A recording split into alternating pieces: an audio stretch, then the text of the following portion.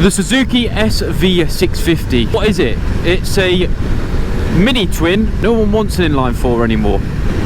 Everyone wants these parallel twins, V twins. Compared to revving the knackers off it, you can have a twin where there's towards the low rev range, so between 2 and 5,000 RPM, it's still got a lot of poke. You don't have to rev the knackers off it for it to go anywhere.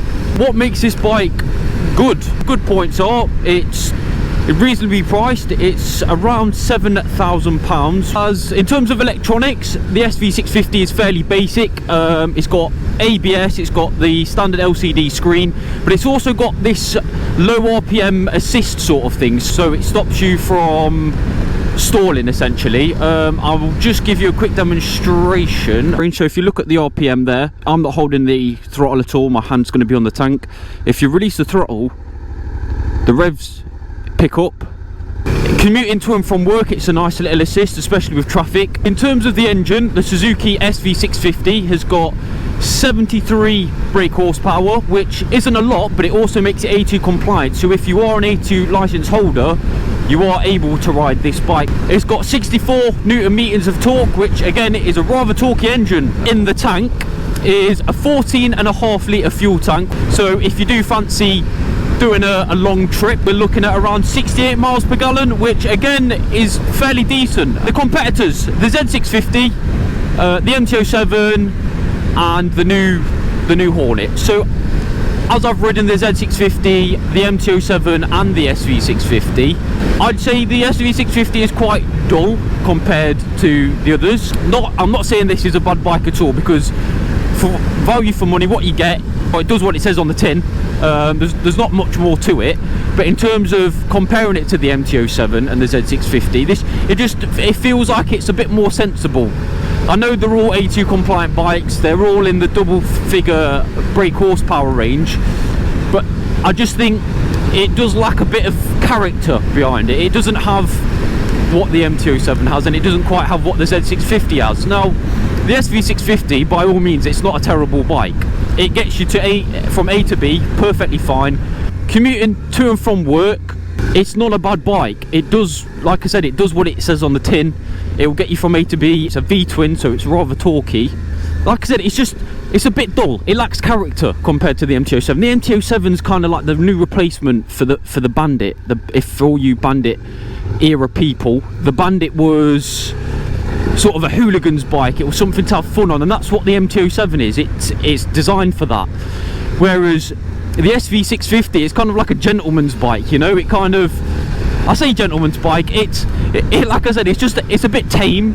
It's not designed for the racetrack. It's not designed for anything of the sort, really. It's designed to get you to and from wherever you need to go. It's comfortable. I mean, it's an upright bike. If you compare it to the MT-07, it's a lot more comfortable. If you compare it to the Z650, it's a lot more comfortable. The SV650 is a bike that you kind of want to chill with. Nothing too in your face like the MT-07. It's not aggressive. It's not a toy. I wouldn't say it's a toy by any means, but it gets you to and from. So if you're after a fun bike, yeah, go for the MT-07. If you're after something that just gets you to and from work, it's sensible, an SV650 ticks all those boxes. When you buy the bike, Suzuki give you the option to buy, I think you can get a tank bag, you can get top box, you can get like sort of tank protectors, you can get little screen for it, you can get little side pods to make it look like the flat tracker. So you can, in theory, if you wanted to, you could sort of style out on it and sort of make it a little bit of a hooligan's bike, but it doesn't give them sort of vibes, if that makes sense. It's not one of them bikes that I'd go, yes, let's go out for a play on the SV. With the high race bars, you get quite a lot of feedback from it, to be fair. There's quite a lot of feedback from the bike. You can tip it in and be confident. It doesn't feel like it's going to move from underneath you, which just shows that the suspension works. It's not amazing suspension, you know, it's not an Öhlins, but it gives you that confidence. It gives you that confidence. So if you are a commuter and do fancy a Sunday blast, again, the confidence is there. Overall, what I think of the SV650 is it's boring. That the SV just doesn't tick the boxes for me. That the SV is a perfect A2 compliant bike, and it's something that if you're looking into biking and you just want to get started, the SV is perfect. It is absolutely perfect. You know, it's not ridiculously fast, but it's got the torque, so it teaches you to ride sort of in the lower RPM, and it's fantastic. It really is great.